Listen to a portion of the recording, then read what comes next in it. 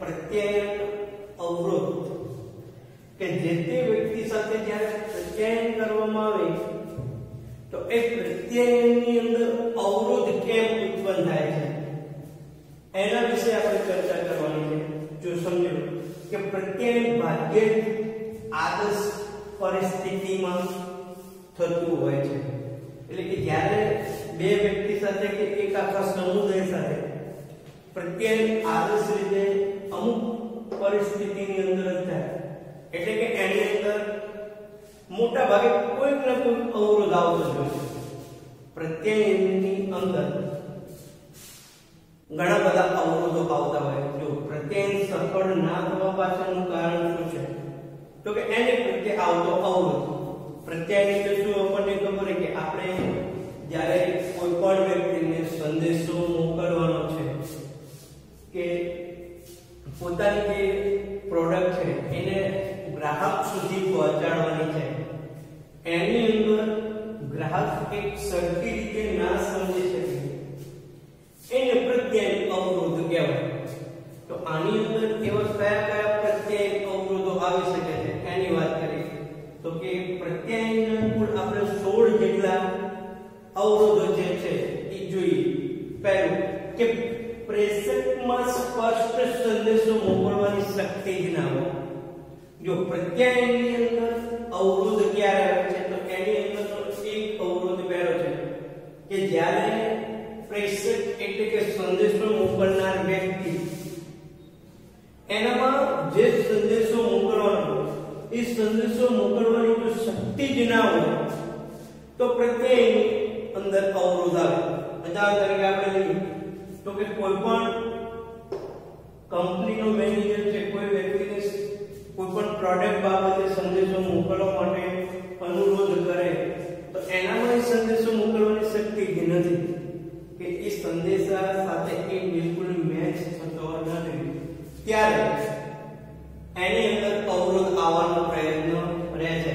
એટલે કે અવરોધ આવવાનો પ્રયત્ન ક્યાંથી રહે તો પહેલું કે સંદેશો મોકલવાની શક્તિ પ્રેષકમાં ના હોય ત્યારે, બીજું કે અવરોધ ક્યારે કે પ્રેષકમાં સંદેશો આપવાની મરજી કે દાનત ના હોય।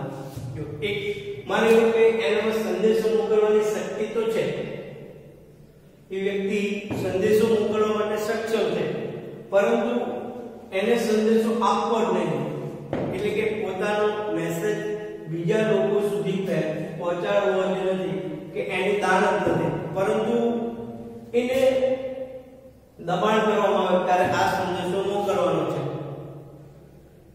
અને સૌ રૂપારો જ્યારે એ સંદેશો મોકલવાનો પ્રયત્ન કરે છે ત્યારે એ એનું પોતાનું 100% પ્રદર્શન કરી શકતો નથી। એટલે કે જ્યારે એની મરજી કે દાનત ના હોય ત્યારે પ્રત્યાયનની અંદર અવરોધ આવે છે। ત્રીજું કે પ્રેષકની ભાષાની અભિવ્યક્તિ તદ્દન નબળી હોય, એટલે કે જે સંદેશો મોકલનાર વ્યક્તિ ને જે ભાષાની અંદર સંદેશો મોકલવાનો છે એની અભિવ્યક્તિ તદ્દન નબળી છે, એટલે કે એની ભાષા એકદમ યોગ્ય નથી। ધારો કે ગુજરાતી ભાષાનો વ્યક્તિ હોય, હિન્દી બરાબર આવડતું ના હોય કે અંગ્રેજી બરાબર આવડતું ના હોય, એ ભાષાની અંદર જોઈને સંદેશો મોકલવાનો છે કે ચાલો પોતાની કંપનીનો બોસ કે છે એટલે આપણે સંદેશો મોકલવો, દબાણ કરે, એટલા માટે એની ભાષાની અભિવ્યક્તિ ના હોય તો પ્રત્યાયનની અંદર અવરોધ આવે। એટલે કે જે ભાષાની અંદર સંદેશો મોકલવાનો છે એ ભાષા એને ના આવડતી હોય અથવા ઓછી આવડતી હોય ત્યારે પ્રત્યાયનની અંદર અવરોધ આવે છે। એટલે કે પ્રત્યાયનની અંદર અવરોધ ક્યારે આવે તો કે ભાષાની અભિવ્યક્તિ તદ્દન નબળી હોય ત્યારે। ચોથું, જો ભાષાની અભિવ્યક્તિ એકદમ સારી, દરેક ભાષા ઉપર પ્રેષકનું પ્રભુત્વ સારું છે, પરંતુ માની લો કે એને જેને સંદેશો મોકલવાનો છે એટલે કે ગ્રાહક, તો પ્રેષક અને ગ્રાહક આ બંને વ્યક્તિની માતૃભાષા જુદી જુદી હોય ત્યારે પ્રત્યાયનની અંદર અવરોધ ઉત્પન્ન થાય છે। એટલે કે ગુજરાતી લોકોને એક સંદેશો પહોંચાડવો છે, એની માટે ઉર્દૂનો કોઈ કલાકાર કે કોઈ અભિનેતા એને સંદેશો એની ભાષામાં પહોંચાડતો હોય ત્યારે ગુજરાતી ગ્રાહકો એને સમજી શકતા નથી. એટલે કે પ્રેષક અને ગ્રાહક આ બંનેની જ્યારે માતૃભાષા જુદી હોય ત્યારે પ્રત્યયની અંદર અવરોધ આવવાનો પ્રયત્ન થાય છે. જો પ્રત્યયની અંદર અવરોધ ક્યારે આવે? એક આપણે ચાર રીત જોઈ પહેલા કે સંદેશો મોકલવાની શક્તિ પ્રેષકની અંદર ના હોય. બીજું કે પ્રેષકની અંદર સંદેશો મોકલવાની મરજી કે દાનત ના હોય. ત્રીજું કે એની ભાષાની અભિવ્યક્તિ એકદમ નબળી હોય. ચોથું કે પ્રેષક અને ગ્રાહકની માતૃભાષા જુદી જુદી હોય ત્યારે. પાંચમું જોઈએ કે માની લો કે સંદેશો મોકલનાર વ્યક્તિની અંદર શક્તિ છે, એ એકદમ મરજી અને દાનતથી મોકલે, એની ભાષાની અભિવ્યક્તિ સારી છે, પ્રેષક અને ગ્રાહકની માતૃભાષા સરખી છે, પરંતુ પ્રત્યયની અંદર અવરોધ ક્યારે આવે? તો કે પ્રેષક વારંવાર સંદેશાના મહત્વના મુદ્દા ભૂલી જતો હોય. એને સંદેશાના મુદ્દા આપેલા છે, સંદેશાના મુદ્દા એને તૈયાર કરેલા છે, જો એ સંદેશાના મુદ્દા વારંવાર ભૂલી જતો હોય એટલે કે જ્યારે રેકોર્ડિંગ દરમિયાન એ મુદ્દા વારંવાર એને જોવાની ફરજ પડતી હોય એટલે પ્રત્યયની અંદર અવરોધ ઉત્પન્ન થાય છે. કેમ તો ગ્રાહકને કેવું લાગે કે આને જે સંદેશો મોકલવા માંગે એકદમ નિષ્ફળ જાય, કેમ કે વારંવાર એના મુદ્દા એ ભૂલી જાય, વારંવાર મુદ્દા હું કે યાદ કરાવવા પડે છે, અથવા રેકોર્ડિંગ બંધ કરવું પડે છે, અથવા કોકને અંદર જોવા પડે છે ત્યારે.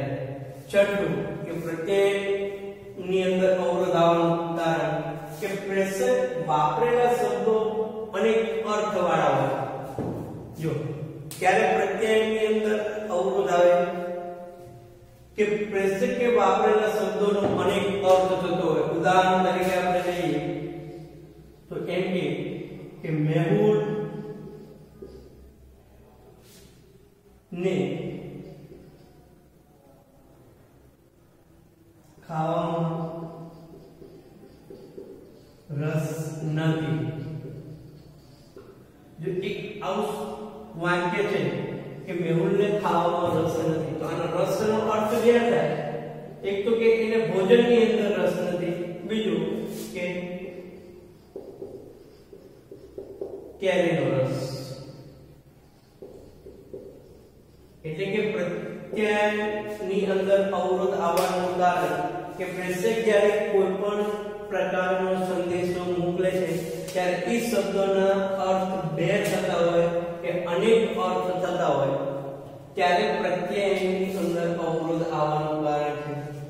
બીજું સાતમું કે પ્રત્યયની અંદર અવરોધ આવવાનું કારણ કે પ્રેષકની ભાષા અઘરી અને અપરિચિત હોય. કે જ્યારે જે સંદેશો મોકલનાર વ્યક્તિ એની ભાષા સામે બેઠેલા ગ્રાહકો કરતા અઘરી હોય, એટલે કે ગ્રાહક એની ભાષા વ્યવસ્થિત સમજી ના શકતા હોય, અથવા માની લો કે ગ્રાહક માટે પ્રેષકની જે ભાષા છે એ અપરિચિત છે, એટલે કે એ જે ભાષાની અંદર સંદેશો આપે છે તે સામેના ગ્રાહકો નથી સમજી શકતા ત્યારે પ્રત્યયની અંદર અવરોધ આવે છે. જો ક્યારે પ્રત્યયની અંદર અવરોધ આવે તો પ્રેષકની ભાષા અઘરી હોય અથવા અપરિચિત હોય ત્યારે પ્રત્યયની અંદર અવરોધ આવવાનો પ્રયત્ન રહે છે. આઠમી બાબત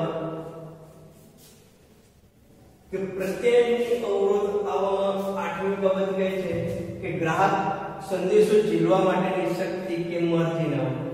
જો આટલા સાત સુધીના જે પ્રત્યયની અવરોધ આવવાની બાબતો આપણે એક સંદેશો મોકલનાર વ્યક્તિના જોયા કે જે સંદેશો મોકલનાર વ્યક્તિ માં સંદેશો મોકલવાની શક્તિ ના હોય, એની મરજી ના હોય, ભાષાની અભિવ્યક્તિ યોગ્ય ના હોય, બંનેની માતૃભાષા જુદી હોય, પ્રેષક વારંવાર મહત્વના મુદ્દા ભૂલી જતો હોય, કે પ્રેષક જે શબ્દો વાપરે છે અનેક અર્થવાળા હોય, ક્યારેક એની ભાષા અઘરી અથવા અપરિચિત હોય ત્યારે પ્રત્યાયનની અંદર અવરોધ આવે છે. હવે ગ્રાહકની વાત કે ગ્રાહકમાં સંદેશો ઝીલવા માટેની શક્તિ કે મરજી ના હોય. જ્યારે એક ગ્રાહક જે છે એનામાં સંદેશો ઝીલવા માટેની શક્તિ કે મરજી ના હોય, એટલે કે કોઈ પણ પ્રવચનની અંદર એ બેઠા હોય ત્યારે એ મનથી ના બેઠા હોય, એટલે કે એ સંદેશો એમને સાંભળવો ના હોય અથવા એને સાંભળવા માટેની શક્તિ ના હોય, ત્યારે પ્રત્યાયનની અંદર અવરોધ આવે છે. નવમું કે ગ્રાહકના મર્યાદિત જ્ઞાનને લીધે સંદેશો બરાબર ગ્રહણ ના કરી શકે, ત્યારે પ્રત્યાયનની અંદર અવરોધ આવે કે જે ગ્રાહકો સામે છે એમનામાં એ વસ્તુ વિશેનું જ્ઞાન પૂરતું ના હોય, અને જ્ઞાન પૂરતું ના હોય ત્યારે એ સંદેશો ગ્રહણ કરી શકતા નથી. ભલે એક પ્રેષક તરીકે એની ભાષા એકદમ યોગ્ય હોય, સારી રીતે સંદેશો પહોંચાડે છે, પરંતુ પ્રત્યાયન નિષ્ફળ ત્યારે જાય કે જ્યારે ગ્રાહકને એનું પૂરતું જ્ઞાન ના હોય. જે બાબતનો સંદેશો મોકલવાનો છે કે મોકલે છે એ સંદેશાની પૂરતી માહિતી ગ્રાહકની અંદર ના હોય, એટલે ગ્રાહક એને બરાબર ગ્રહણ કરી શકતો નથી. એટલે પ્રત્યાયનની અંદર અવરોધ આવે કે એક કંપની જે સંદેશો મોકલવા માંગે છે એ ગ્રાહક સુધી નથી પહોંચતો, એની પાછળનું કારણ આ પણ હોય કે ગ્રાહકની અંદર એનું પૂરતું જ્ઞાન નથી હોતું. 10મું કે ગ્રાહકને ધ્યાન આપવાની કે યાદ રાખવાની શક્તિ મર્યાદિત હોય છે. જો ક્યારે કે ધારો કે આપણે ઉદાહરણ લઈએ તો કે આપણે કોઈ પણ પ્રકારનો પ્રોગ્રામ જોતા હોય અને એની અંદર જો જાહેરાત આવે તો આપણે તરત બીજી ચેનલ બદલી નાખીએ, એટલે કે સરખી રીતે જાહેરાત નથી જોતા. એટલે કે ગ્રાહકને ધ્યાન આપવાની કે યાદ રાખવાની શક્તિ મર્યાદિત હોય. યોગ્ય રીતે ધારો કે 1 કલાકનું ફંક્શન હોય તો 1 કલાકની અંદર ના બેસી શકતા હોય, ધ્યાન ના આપી શકતા હોય. એટલે આ બે શક્તિ જ્યારે એનામાં ના હોય ત્યારે પ્રત્યાયન એકદમ નિષ્ફળ બને છે, એટલે કે પ્રત્યાયનની અંદર અવરોધ આવે છે. 11મી બાબત કે પ્રત્યાયન સમયે ગ્રાહક બીજા કામમાં વ્યસ્ત રોકાયેલો હોય. જો ક્યારે પ્રત્યાયનની અંદર અવરોધ આવે છે કે જ્યારે પ્રત્યાયન થતું હોય એ સમયે ગ્રાહક એ એકદમ બીજા કામની અંદર રોકાયેલો હોય, એટલે પ્રત્યાયનની અંદર અવરોધ આવવાનો શક્યતા રહે છે. એટલે કે જ્યારે એક પ્રેષક પોતાનો જે સંદેશો આપતો હોય એ સમયે ગ્રાહક બીજા કોઈ કામની અંદર વ્યસ્ત હોય, એટલે કે બીજા કામની અંદર રોકાયેલો હોય, ત્યારે એ સંદેશો બરાબર સાંભળતો નથી, સંદેશો બરાબર સમજતો નથી, એટલે પ્રત્યાયનની અંદર અવરોધ આવે છે. પ્રત્યાયનની અંદર અવરોધ આવવા માટેની 12મી બાબત કે પ્રત્યાયનમાં અતિશય માહિતી આપવાથી ગ્રાહક માહિતીના બોજથી દબાઈ જાય છે. તો જ્યારે જો પ્રત્યાયનની અવરોધ આવવા માટેનું એક કારણ એ પણ છે કે પ્રત્યાયનમાં જે સંદેશો મોકલનાર પ્રેષક જે છે એ જ્યારે કોઈ પણ બાબત વિશે અતિશય માહિતી આપી દે કે એ માહિતી ઘણી બધી આપી દે, એટલે ગ્રાહક એની માટે સક્ષમ ના હોય. એટલે શું થાય તો કે એ માહિતીના બોજા નીચે દબાઈ જાય કે વધારે પડતી માહિતીનો અપચો થવો, આપણે એવું કહી શકીએ. એટલે કે પ્રત્યાયનમાં અતિશય માહિતી આપવાથી ગ્રાહક માહિતીના બોજા નીચે દબાઈ જાય છે. એટલે કે ક્યારેક સંદેશો મોકલનાર વ્યક્તિ જે તે સંદેશાને અનુલક્ષીને વધારે પડતી માહિતી આપે તો એક તો માહિતી ગ્રહણ કરવાની શક્તિ ન હોય ગ્રાહકને, એમાં પણ વધારે પડતી માહિતી આપે એટલે એના બોજા તળે દબાઈ જાય છે. પ્રત્યાયનની અંદર અવરોધ આવવાનું તેવું કારણ કે ગ્રાહકને પ્રેષકમાં અણગમો કે અવિશ્વાસ હોય. ધારો કે સંદેશો આપનાર વ્યક્તિ અને સંદેશો ઝીલનાર વ્યક્તિ ગ્રાહક બંનેની વચ્ચે જ્યારે અણગમો કે અવિશ્વાસ હોય ત્યારે એ જે સંદેશો છે એ સાંભળવા ખાતર સાંભળતો હોય. કેમ કે એને એ વ્યક્તિ પ્રત્યે અણગમો છે કે અવિશ્વાસ છે, એને સામેલા વ્યક્તિ પર વિશ્વાસ નથી અથવા એને સામેલા વ્યક્તિ પ્રત્યે અણગમો છે, તો જે તે બાબતનું પ્રત્યાયન કરવાનું છે એટલે કે જે તે બાબતનો સંદેશો ગ્રાહક સુધી પહોંચાડવાનો એ યોગ્ય રીતે પહોંચતો નથી. કારણ કે ગ્રાહકને એના જે પ્રેષકની અંદર બિલકુલ રસ જ નથી, અણગમો છે. એ ભલે એની ભાષા એકદમ શુદ્ધ હોય, અભિવ્યક્તિ સારી હોય, તો પણ એને એ વ્યક્તિને સાંભળતો નથી. કેમ કે એને વ્યક્તિ પ્રત્યે અણગમો છે. માટે 14મી બાબત, ગ્રાહક પ્રત્યાયનના સમયે તીવ્ર આવેગથી ઉત્તેજિત થયો હોય કે જ્યારે પ્રત્યાયન ચાલતું હોય એમાં જે પ્રેષક છે એના ભાષણથી કે એના ભાષા કે કોઈ પ્રત્યાયન રજૂ કરવાની અભિવ્યક્તિથી જે ગ્રાહક અતિશય ઉત્તેજિત થઈ જાય, તીવ્ર આવેગથી કે અચાનક તાળી મારવું, અચાનક હસવા લાગવું, ત્યારે એ પ્રત્યાયન નિષ્ફળ જાય છે. 15મી કે વાતાવરણમાં પુષ્કળ વિક્ષેપ હોય ત્યારે કે જ્યારે પ્રત્યાયન થતું હોય ત્યારે વાતાવરણ એકદમ યોગ્ય ન હોય, કાં ઘોંઘાટ વાળું હોય, કાં આજુબાજુ લોકોની અવર જવર વધારે હોય, તો પ્રત્યાયન સફળ થતું નથી. 16મી બાબત કે પ્રેષક અને ગ્રાહક વચ્ચે ભૌતિક અંતર ઘણું વધારે હોય કે જ્યારે સંદેશો મોકલનાર વ્યક્તિ અને ગ્રાહક આ બંને વચ્ચે અંતર વધારે હોય ત્યારે પ્રત્યાયનની અંદર અવરોધ આવે છે. આમ પ્રત્યાયનની અંદર આવતા અવરોધના આપણે છોડ મુદ્દા જોઈએ કે પ્રત્યાયનની અંદર અવરોધ કેવી રીતે આવે. તો આ છોડ મુદ્દા એકદમ વ્યવસ્થિત રીતે તૈયાર કરી લેવું.